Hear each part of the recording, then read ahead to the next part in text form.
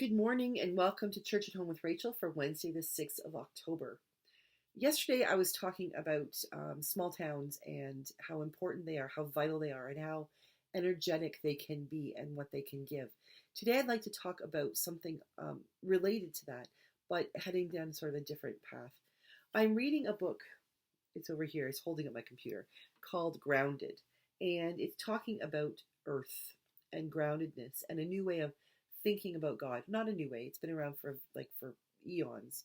Our indigenous brothers and sisters have always had this sense of God or the Creator as being part of something rather than sort of up there on His holy high chair and we're down here, and then there's hell. Like there's three levels: heaven, earth, and hell. This is an idea that God is more imminent, that God is in here with us, and that we are grounded in our faith. But the author starts off talking about dirt, like just like old fashioned soil. And around here, I've been hearing snippets of conversations after church about how dry it is and how much dust there is.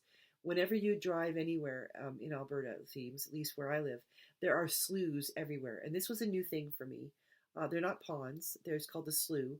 And when we first moved here a year ago, they were absolutely incredible. They were everywhere. But now, as we drive by, we're seeing the sloughs are dried up.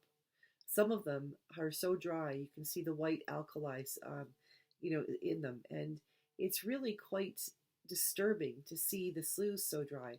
Many of them were watering holes for cattle. Some of them just I don't know what they're used for, especially if they're that alkali filled. But the beavers would put their dens in them. And with the water being so low, with us having so much of a drought, we're really seeing the impact of what happens when no rain comes and the heat rises. The water's gone; it's just not here.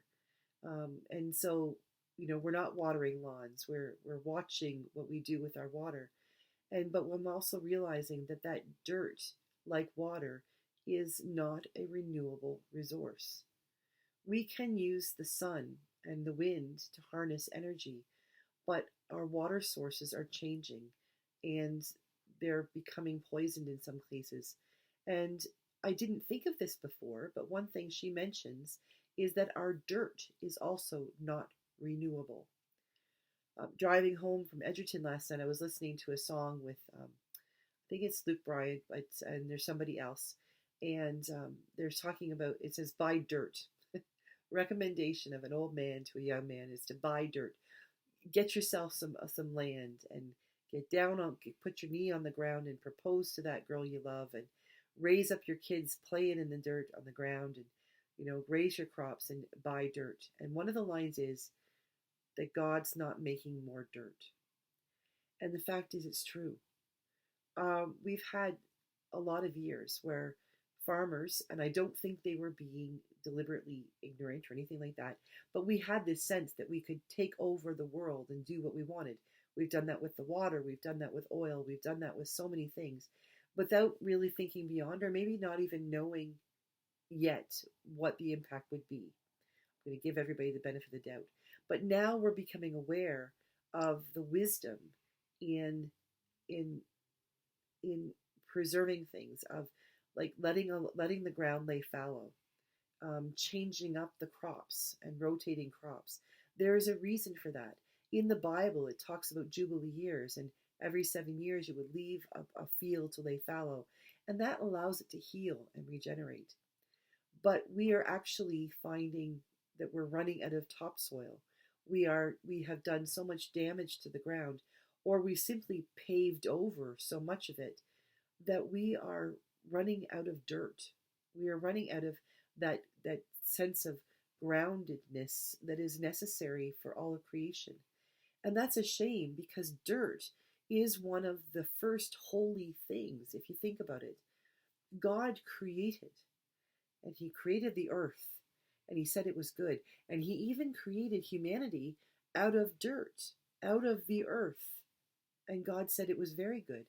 The earth is the thing that gives us our food.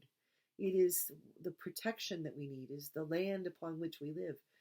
And when we do damage to the earth, when we don't recognize how painful it is to the earth itself, that when we dig foundations and pour concrete or put down asphalt that simply lets the earth, lets the sun bake down the asphalt, which reflects back the heat, which contributes to climate change and global warming and all of these things.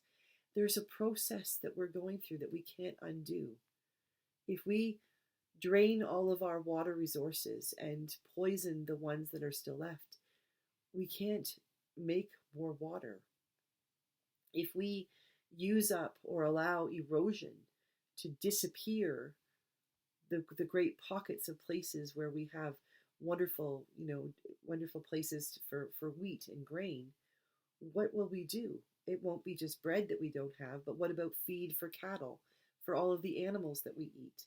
All of these things are dependent upon dirt. And I think that song, By Dirt,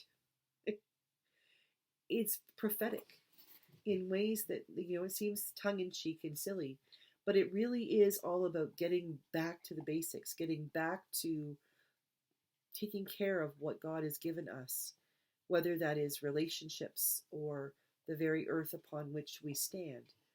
We need to be careful.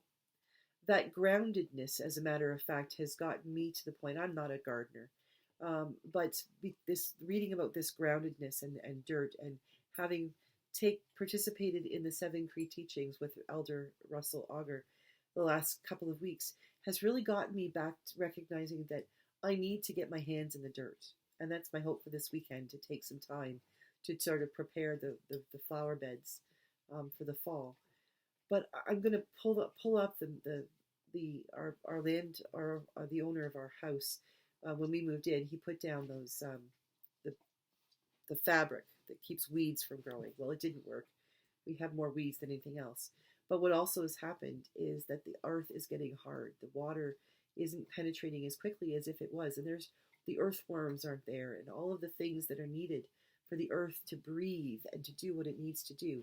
So I'm going to pull that up, and I'm going to prepare the earth. And I told Rob I'm going to go out in the spring, and I'm going to go get some fishing bait, some live worms, and I'm going to plant them in my garden. Because the worms and the little microorganisms and all of those things that are naturally in the dirt that God created help to aerate it and to build it and to help it to grow and re-nutrient it. I don't think that's a word, but help it to become more of what it was. I am going to do my small part to learn how to take care of Mother Earth, to acknowledge the gifts that the Creator has given us, that God has shared so freely with us, and now must be weeping over the way we have treated. Our rural communities know how powerful dirt is. They know how important it is to take good care, because when we don't, it's like a domino effect. When you don't take care of the dirt and the water, then you can't get your crops, and the crops take care of the animals, and the animals take care of the livelihood, and they take care of feeding other people, and they take care of so many products in the world, etc., etc., etc. So I'm going to go back to dirt. I might even buy some dirt, buy dirt to put some topsoil on my gardens and give them a fighting chance this winter, and then pray that we have a good solid snow with lots of moisture this winter that will fill up our sloughs and re-moisten our gardens and our fields, that we might all benefit from the dirt that is one of the first parts of God's beautiful creation. So buy dirt, or go dig in it, or go walk on it, but give thanks to God for it today. Have a great day, and I will see you again tomorrow for Church at Home with Rachel.